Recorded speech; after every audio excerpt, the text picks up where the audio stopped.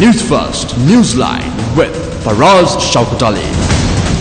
And a wonderful morning to you. This is Newsline, live as always from the Newsfirst studios in Dorset Street in Colombo. And this morning, it's actually a very, very wonderful morning because justice is at play. The Cabinet Minister, Ravi Karunaker, is due at the Presidential Commission of Inquiry this morning, and we're going to be discussing ahead of that evidence this morning. We've got an absolutely relevant guest. But today is also Sri Lanka against corruption. And in various locations around the island, our teams have gone there. And I think we'll be able to join Ramesh Irugal Bandara, who is on his way to the launch of one of these events. And in the meantime, until we get Ramesh Irugal Bandara on the telephone, we will introduce you to our guest this morning. None other than the former chairman of the Bank of Ceylon, trade union activist, and now very much a public interest activist, Mr. Rusipala Tenakon. Very good morning to you. Good morning, Faraz. I really appreciate you being here. I know that you've been a bit under the weather, Yes. but nothing appears, not even letters of demands, has been able to stop you. Yes. And you're going somewhere else from here, are you?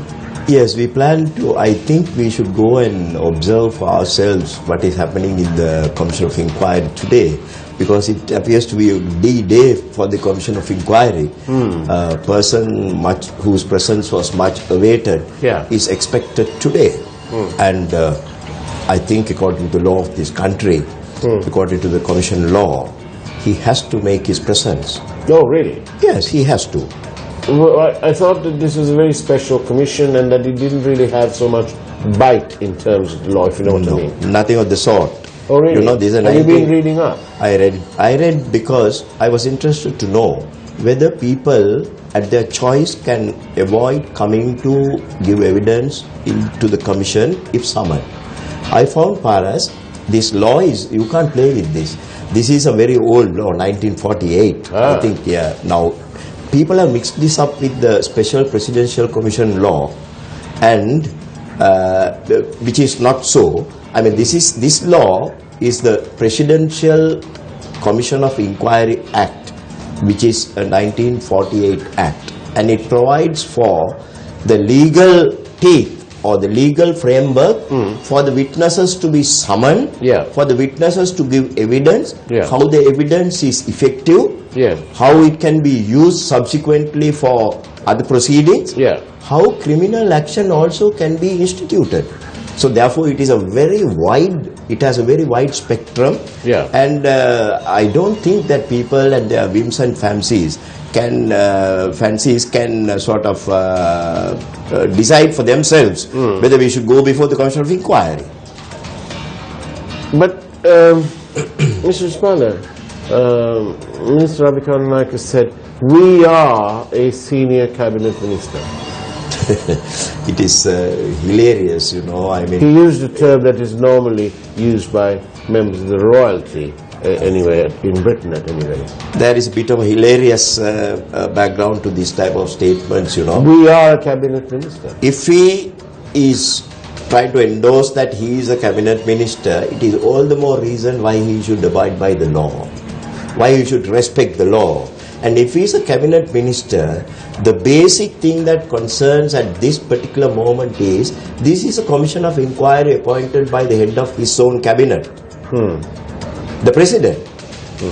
By a declaration, by a gazette notification, the president has started this. Was there much disrespect, you think, on his part, you know, in terms of not complying? The members of the commission actually went almost out of their way. They even offered Saturday, which took Mr. Asakularatna by a bit surprise. And of course he didn't have instructions about Saturday. He only had instructions about today. I was there myself, and we witnessed how it was, how the Commission of Inquiry was yielding to accommodate the busy Ravi Karunanayaka, as accepting his busy schedule, accepting his responsibilities, nevertheless attributing the importance that it should be given to this commission of inquiry, because this is a matter of serious public interest for us. The entire country, I don't think it's not only this country, even the financial circles in other countries who are interested in the affairs of this country are eagerly waiting to see what is happening. You know, this reminds us of, you know, various other inquiries that have been held in the history. We have the American famous Al Capone inquiry. You know, finally a gangster, when he was being examined and when the evidence was being led, I mean, the whole America was up. And they didn't go to sleep. They watched everything. I mean, it is very interesting for people to know two things. One is whether all these allegations that have been made over a huge scam that has happened in the country concerning the treasury of the country. But if it was carried out to help the treasury of some political party, does it make it any better? I mean, this is what the people would like to know. People would like to know which is which, whether it is a matter of serving the coffers of a political party or the country. So people, that is the reason why they are interested.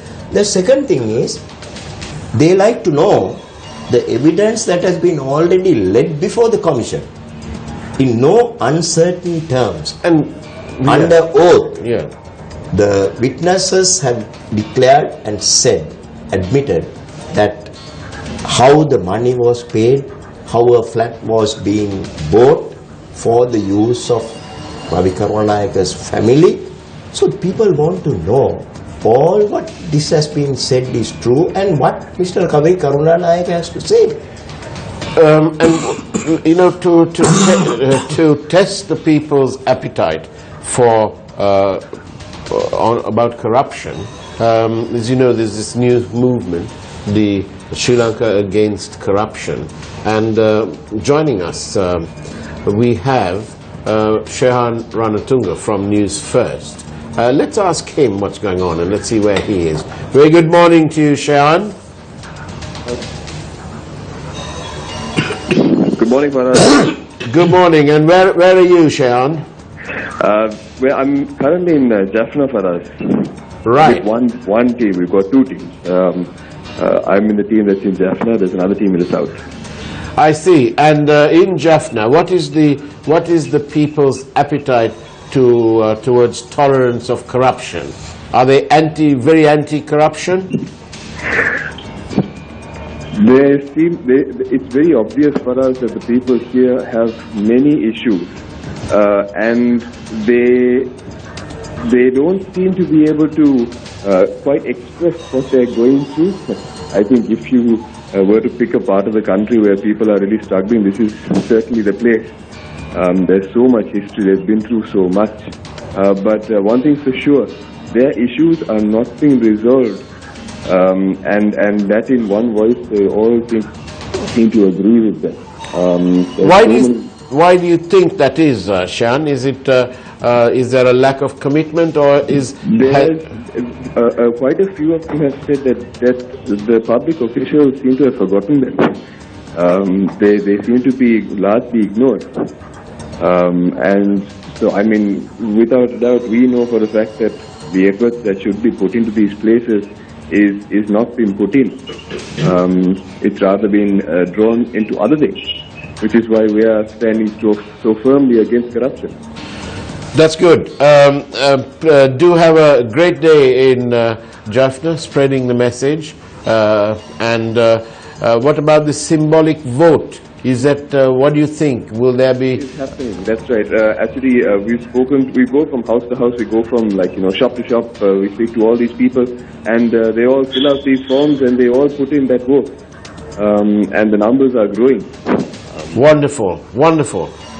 Great work for Team News First. Shehan Ranatunga, thank you very much there you go. You've heard it, Mr. Rusripala. The public's appetite to tolerate corruption is zero.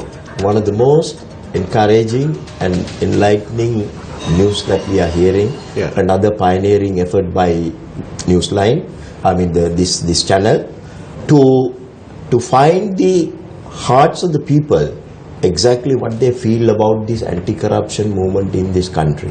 What you are trying to give is some momentum to their thinking. You know, everybody, you don't have to ask, you have to prick the conscience.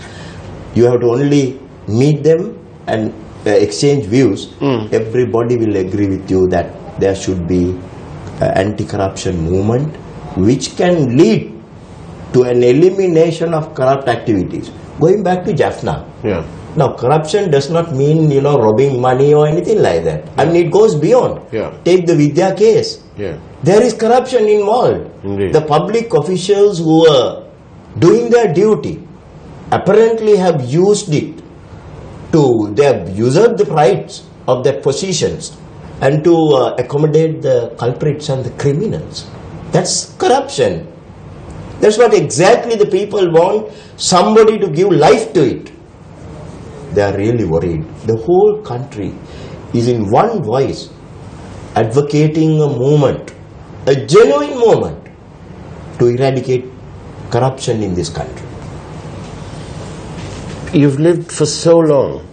You were born here and you were bred here, you schooled here, you spent your entire working life apart from your trips abroad, temporary trips. Are you sad? As a Sri Lankan, are you sad? I'm really sad. I'm sad for one reason. There is no real honest movement who will take us to the target without breaks on the way, without diversions on the way, like what happened in January 2015. We all had hopes, high hopes. Those who masterminded that movement, those who supported that movement. What about people like the late Senarat Kapakotua, whom we sadly lost a few days ago, but a staunch UNP man. We were told how he would, when party coffers were abysmally low, obviously because the popularity of the party had gone down so badly. Perhaps, who knows, perhaps maybe because of its leadership. But anyway, the late Senrat, we were told how he would pawn his watch to help the party out, and then redo it, get it back, and then repeat the process the next month. How about people like that, like Senrat, who had the UNP in their blood? What do you think they felt? I think you are right, Faraz.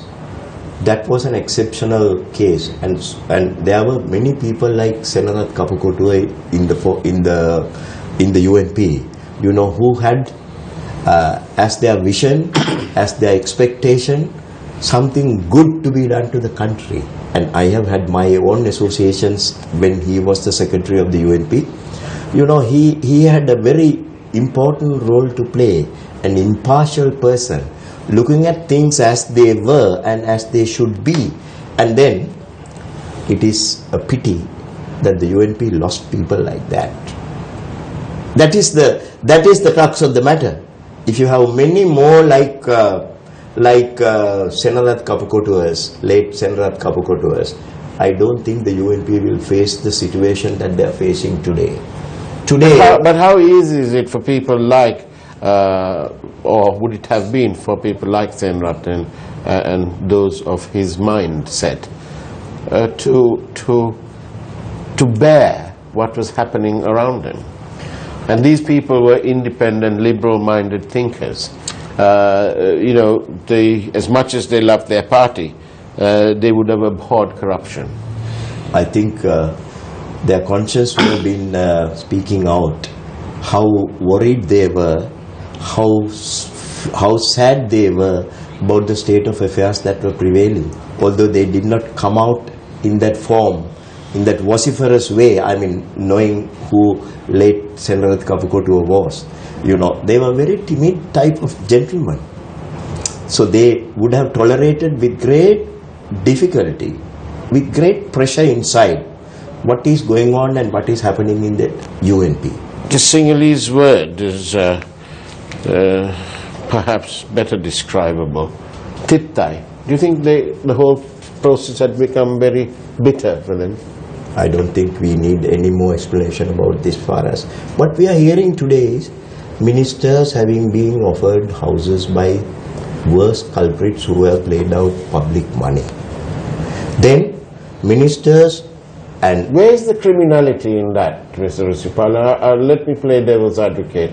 So they are friends, obviously. Then the owner of the apartment says that money was paid by somebody else. The occupants happen to be a senior minister and his family. Yeah. So where is the criminality in this? Let's be fair now. Paras, can I tell you a fable, the Sinhala fable?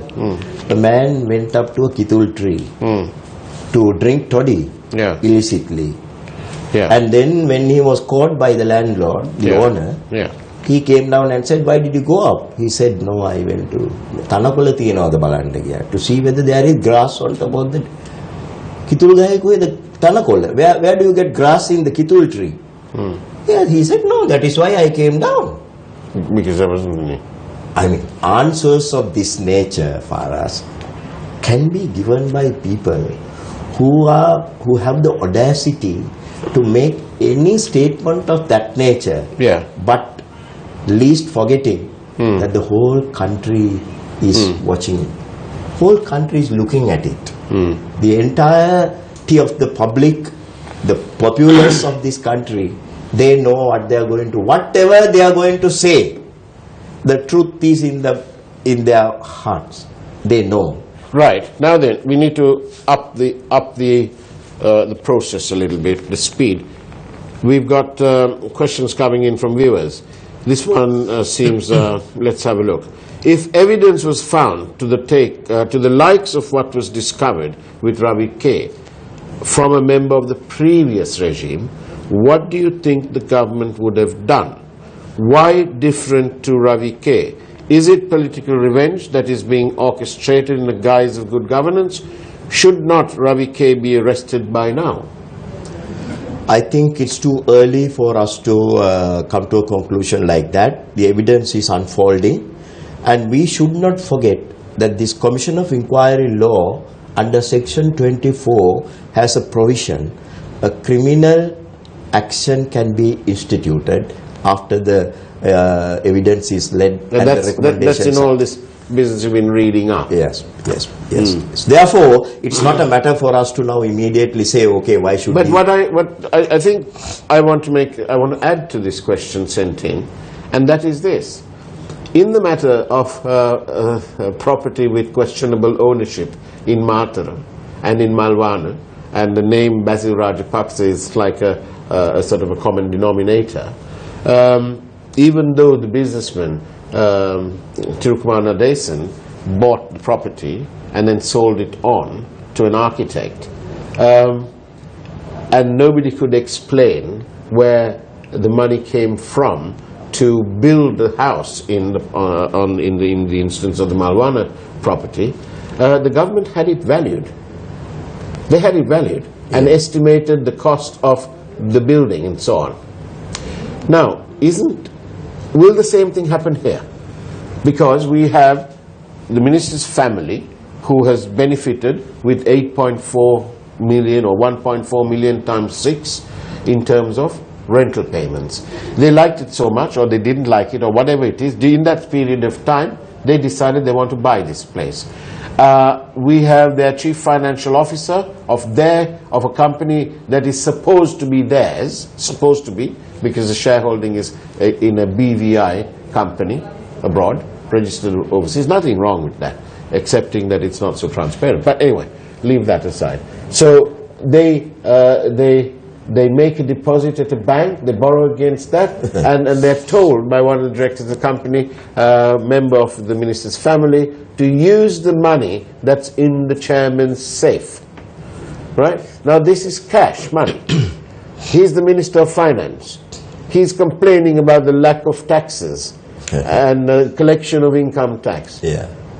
And then he's got what a company connected to his family has got cash lying around in some safe. Yeah. And the words of his chief financial officer was that this money was dumped in the chairman's safe. Now tell me, Mr. Sripala, where's the criminality? Yeah, now with regard to the commitments and the frauds that were committed in the past during the last regime, unfortunately, there appears to be a bit of a political patronage from one quarter to safeguard them, for reasons best known to those patrons.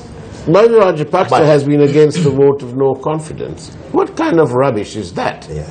That is the emanation or sort of the outcome of the patronage that he would have been receiving. That apart, it's a very unfortunate state of affairs. Yeah. And the only happy note that we can end up here is that the current authorities and the powers that be apparently have sensed this trend, and then they are taking actions on their own to divert from that direction and take control of the investigations, take control of the inquiries, and then bring out these matters. Coming back to what is happening, what you said about the accountant of Ravi Karunanaka's company, sorry, what he said. Yeah, well,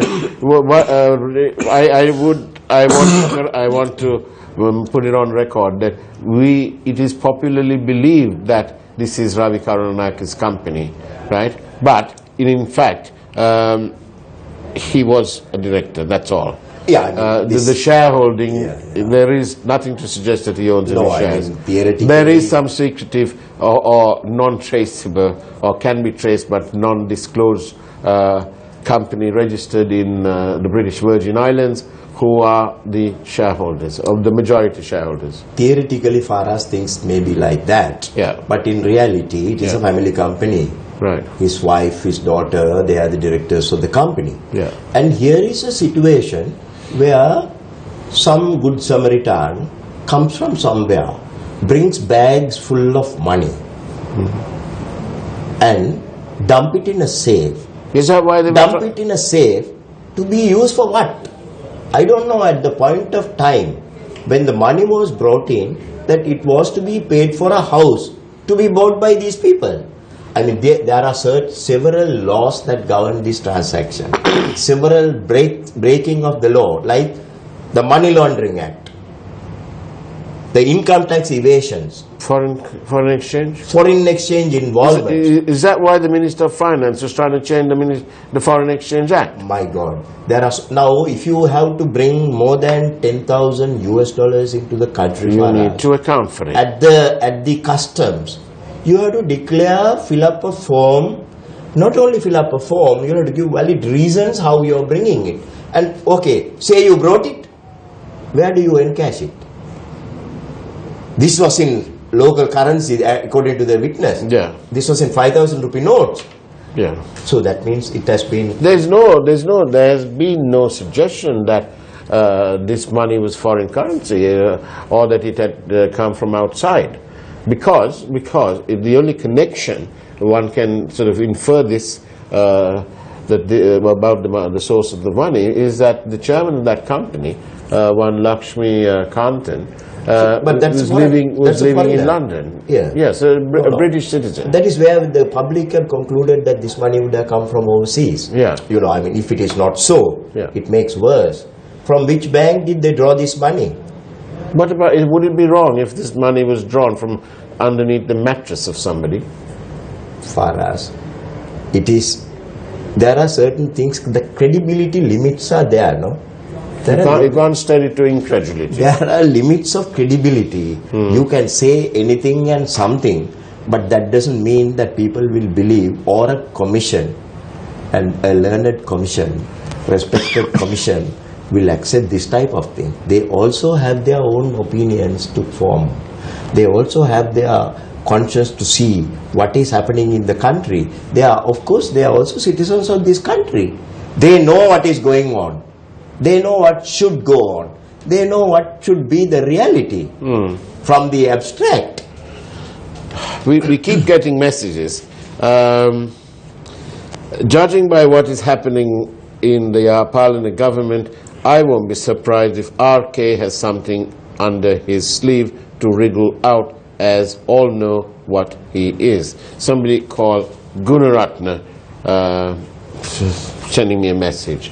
Whether he has anything up his sleeve or not, yeah, he will have to come before the commission. He will have to give evidence before the commission. If he avoids coming before the commission, according to what we have read in the law that is applicable, the commission can issue a certificate and send it to the appeal courts asking for recommending punishment for evading to come before the commission and give evidence. Apparently the monies were drawn from a small branch of a big bank. Sometimes people don't, some of these small branches don't even have 10 million in cash lying about. Yes, yes. No, but they can give notice to the bank. Yes, of course they can. And they can give notice to the bank, and the bank... Now then, I want to ask you this, because we're running out of time. Defiant. It's almost like they're sticking their fingers up at this establishment, and especially at the judiciary.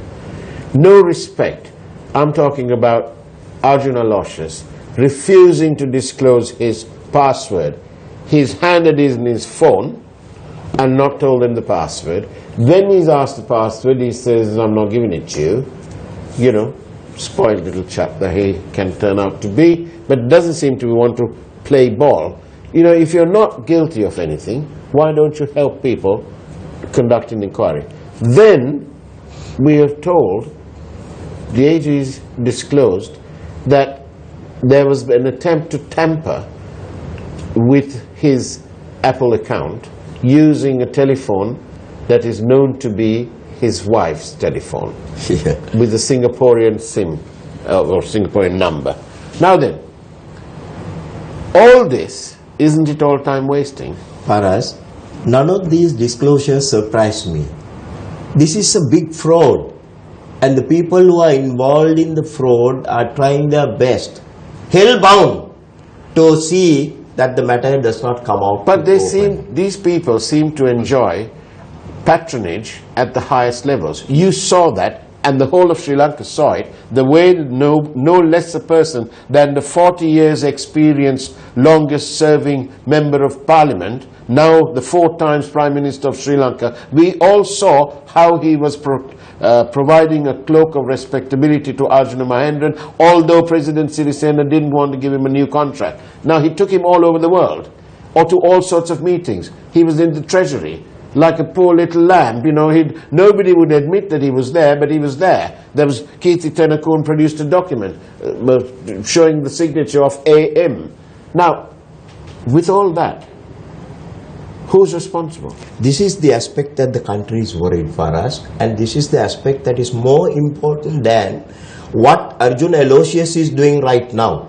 You see, being public figures, being the Minister of Finance, being the Minister of Foreign Affairs, who is still holding a cabinet portfolio in this country, who is exposed to the whole world, representing our country, the people of this republic, what they do is more important.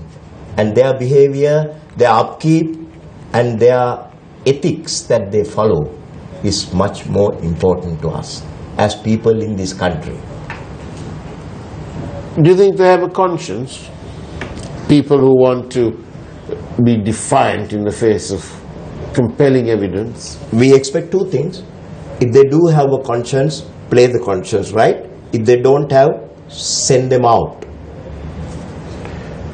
I'm going to ask you again. Yes. Ahead of Mr. Karunaka giving evidence today at the Commission of Inquiry at 10 o'clock, as a citizen of Sri Lanka, public interest activist that you are, should Mr. Karunaka be removed from his position as a minister in the cabinet? I think it is imminent. It is imminent. But the way things have been happening in the country in the past, taking a slow process, I think it will eventually, and sooner than later, it should happen, it will happen. Must it happen? It must.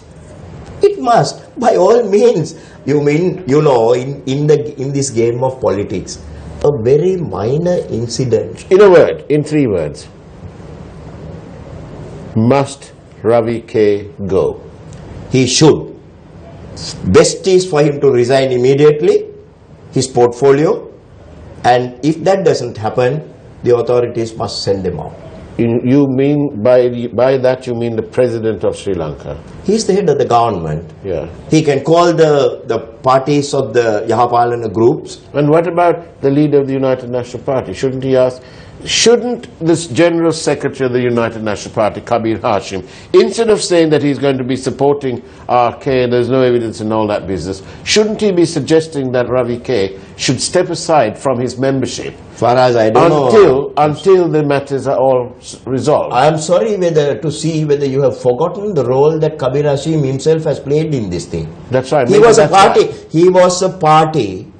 A member of that infamous meeting, unprecedented meeting that was held in the central bank. Yeah. You see, asking to create a situation that the government is in need of extra monies.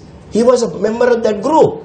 He has a role to play. I wish we had another half an hour, because I'm going to ask you what the role of Malik Samarikrama, Chairman United National Party at the time was. You don't have to say anything more that he was only a member of the United National Party and he was the chairman of the party, and that was a party affair.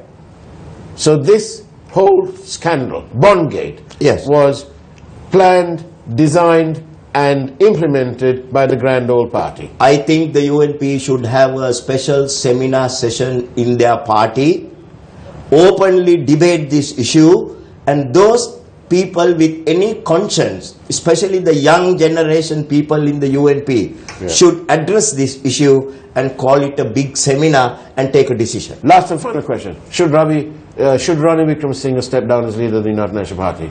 Yes or no? Quickly. I mean, he has to. Mr. Risipala Tenako, it's been wonderful having you on Newsline, and that's about it from Newsline on Wednesday, 2nd of August 2017, the day Ravi K is expected at the COI. Follow News First, follow us on Yes FM and all our other radio channels. We'll bring you all the news as it happens. Take care. God bless.